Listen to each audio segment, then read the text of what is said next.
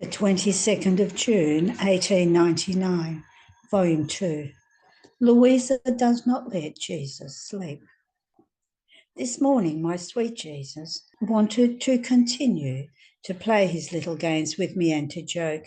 He would come, he would place his hands on my face in the act of wanting to caress me, but as he was about to do it, he would disappear. Then he would come again. He would stretch out his arms around my neck in the act of wanting to hug me, but as I stretched out my arms to hug him, he would escape me like a flash, and I could not find him. Who can say the pains of my heart? While my heart was swimming in this sea of immense grief, to the point of feeling life abandoning me, Queen Mama came, carrying a child in her arms. We hugged, the three of us together, Mama, the son, and I, so I could have the time to say to him, "My Lord Jesus, it seems to me that you have withdrawn your grace from me." And he, "Silly, silly little one that you are, how can you say that I have withdrawn my grace when I am within you? What is my grace if not myself?" I remained more confused than before, seeing that I was unable to speak and that in those 2 words I had uttered, I had spoken nothing but nonsense. Afterwards, the Queen Mother disappeared, and Jesus seemed to enclose himself in my interior, and there he remained. Today, then, during the meditation, he made himself seen sleeping inside of me. I was content with at least seeing him, when in one instant the beautiful Queen Mama came again. She took him from within my heart, moving him all over hurriedly so as to wake him. After he woke up, she placed him in my arms again, telling me, "My daughter, don't let him sleep, because if he does, you will see what happens." A thunderstorm was preparing.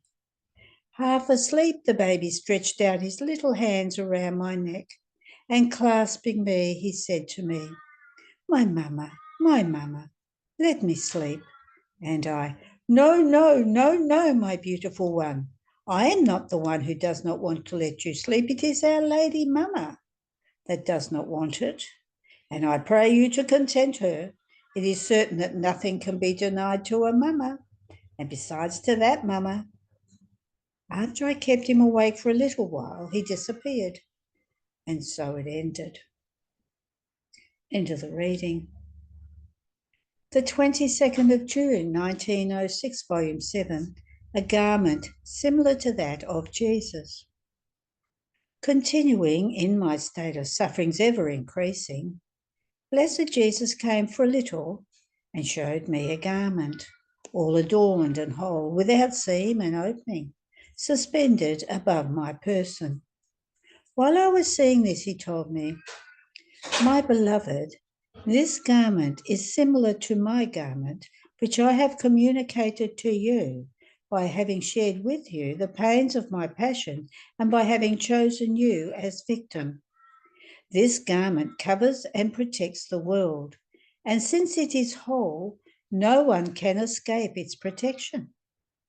But the world, with its abuses, no longer deserves to be covered by this garment, but to feel all the weight of the divine indignation.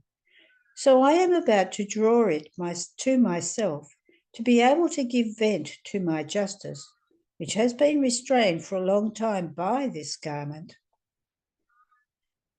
At that moment, it seemed that the light I had seen in the past days was inside this garment, and the Lord awaited both one and the other to absorb them into himself.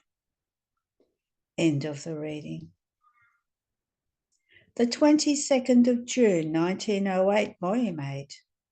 The divine will triumphs over everything. This morning I was feeling very oppressed because of the privation of my adorable Jesus, and I said to myself, "I cannot take any more. How can I go on without my life? What patience it takes with you. What would be the virtue that would induce him to come?"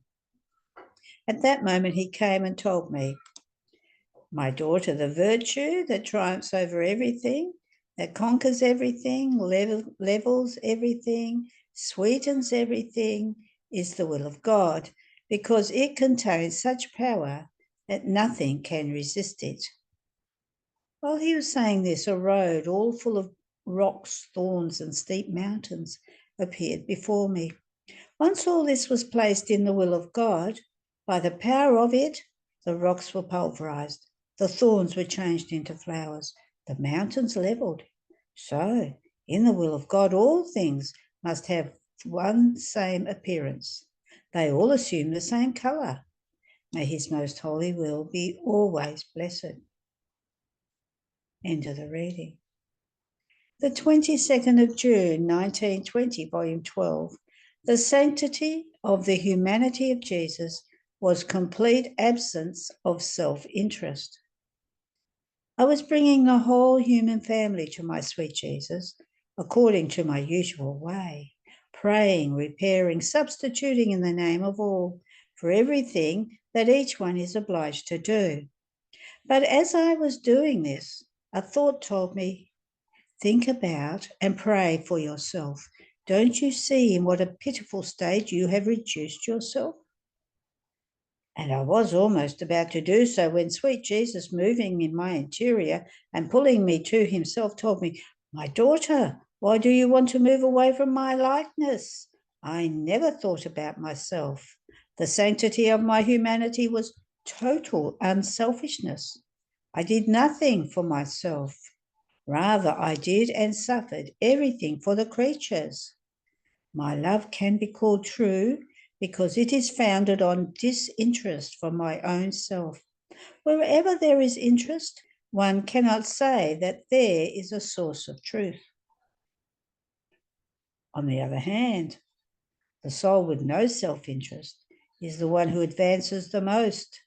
And as she advances, the sea of my grace reaches her from behind, inundating her in such a way that she remains completely submerged without even thinking about it.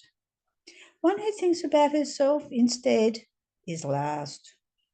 The sea of my grace is in front of her, and she is the one who has to cross the sea by the armful, if she manages at all.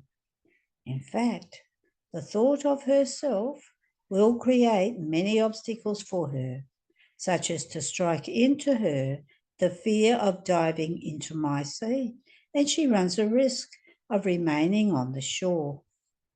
End of the reading. There are no more readings today.